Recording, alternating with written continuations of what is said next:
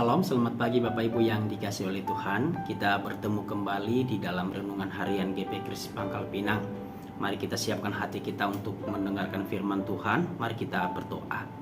Bapa kami yang baik, Tuhan kami Yesus Kristus, terima kasih untuk anugerah Tuhan di dalam hidup kami. Kami bersyukur buat hari yang baru, buat hari yang indah Tuhan berikan bagi kami di pagi hari ini. Dan kami akan merenungkan firman Tuhan sebagai landasan hidup kami di sepanjang hari ini. Tolong kami, mampukan kami agar kami bisa mengerti dan memahami firman Tuhan ini. Dalam nama Tuhan Yesus kami berdoa dan mengucap syukur. Amin. Firman Tuhan hari ini terambil dari 1 Korintus pasalnya yang ke-7 ayatnya yang ke-17 sampai ayatnya ke-24, bunyinya demikian. Selanjutnya, hendaklah tiap-tiap orang tetap hidup seperti yang telah ditentukan Tuhan baginya, dan dalam keadaan seperti waktu ia dipanggil Allah. Inilah ketetapan yang kuberikan kepada semua jemaat.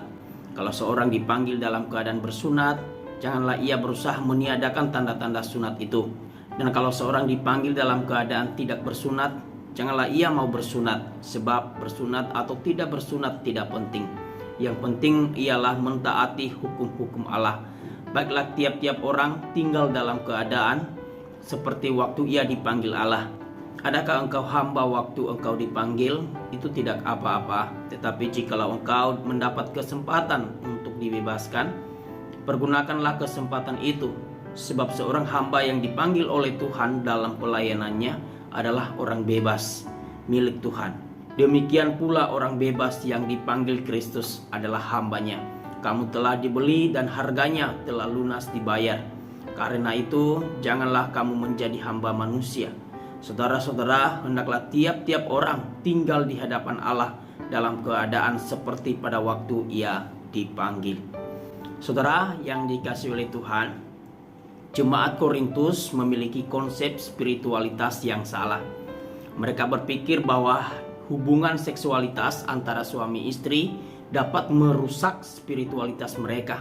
Karena itu mereka berusaha saling menjauhi, bahkan mengupayakan perceraian. Dengan kata lain, mereka berusaha mengadakan perubahan status sosial mereka untuk kepentingan spiritual. Mereka menganggap bahwa perubahan status sosial akan berdampak pada keadaan spiritual mereka. Ada juga seorang teolog yang berpendapat bahwa teks ini dilatar belakangi oleh keadaan jemaat Korintus yang ingin meninggalkan hidup yang lama. Tetapi pengertian mereka tentang meninggalkan hidup yang lama bukanlah pada dosa-dosa mereka, melainkan pada status sosial yang mereka punya pada saat itu. Misalnya dari rumah lama menjadi rumah baru, dari pekerjaan yang lama ke pekerjaan yang baru, bahkan dari istri yang lama ke istri yang baru. Pokoknya mereka beranggapan bahwa kehidupan seorang Kristen berarti suatu kehidupan yang serba baru. Mungkin hal ini disebabkan oleh pemahaman yang keliru memahami ajaran Kristen, yang berpandangan bahwa orang Kristen adalah manusia baru. Bagi mereka semua harus serba baru atau status sosialnya harus berubah. Tetapi maksud Tuhan bukan seperti itu. Tuhan lebih menginginkan pada pertobatan dan pemikiran bahwa orang Kristen adalah anak raja. Jadi mereka malu terhadap rumah mereka yang jelek atau terhadap pekerjaan mereka yang tidak sesuai dengan kedudukan seorang anak raja. Padahal maksud Tuhan tidak seperti itu. Lebih kepada ketaatan dalam hal melakukan perintah Tuhan yang adalah Raja kita. Jadi untuk kesalahpahaman ini, Paulus menegaskan bahwa mereka tidak perlu mengupayakan perubahan status sosial mereka. Bahkan Paulus menasihati mereka agar tetap berada dalam keadaan seperti pada waktu mereka dipanggil. Kita dapat saksikan di ayat 17, ayat 20 sama ayat 24. Paulus mengambil contoh status sosial yang berkaitan dengan etnis dalam bacaan kita hari ini, yaitu orang Yahudi tidak perlu mengubah keadaan dirinya yang bersunat. Begitu pula dengan orang non-Yahudi tidak perlu menyunatkan diri mereka. Nasihat ini didasarkan pada alasan teologis bahwa sunat atau tidak bersunat tidak memiliki arti apa-apa. Memang kita sering melihat bahwa Paulus menentang sunat, tetapi bukan karena ia menganggap sunat itu dosa, melainkan karena orang-orang Yahudi menjadikan sunat itu sebagai syarat untuk keselamatan. Oleh karena itu Paulus berkata di ayatnya ke-17 bahwa hendaklah tiap-tiap orang tetap hidup seperti yang telah ditentukan Tuhan baginya. Paulus ingin menegaskan bahwa setiap individu adalah unik di mata Tuhan, terlepas dari apapun status sosial mereka.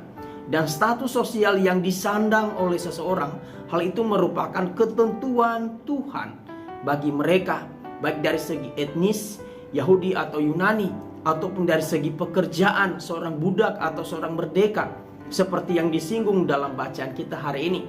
Jadi status apapun yang kita miliki saat ini, saudara, kita harus menerimanya dan kita menggunakannya untuk kemuliaan Tuhan, sebab semua itu adalah pemberian Tuhan. Dalam bacaan hari ini Allah menginginkan setiap jemaat Tuhan untuk tetap hidup dalam keadaan pada waktu ia dipanggil oleh Tuhan.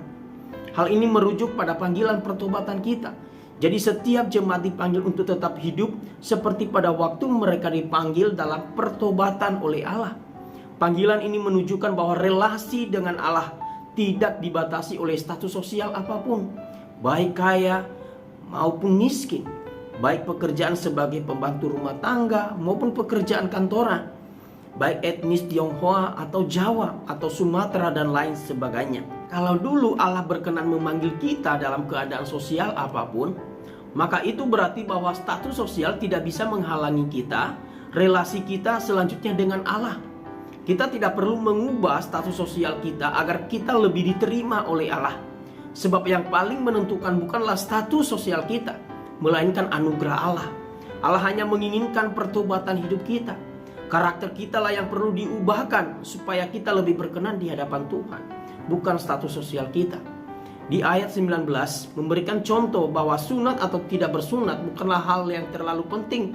Baik yang bersunat maupun yang tidak bersunat tidak menambah atau mengurangi kualitas relasi kita dengan Tuhan. Yang paling penting adalah mentaati hukum-hukum Allah, yaitu semua apa yang dikehendaki Allah untuk kita lakukan sebagai orang percaya dalam hidup ini.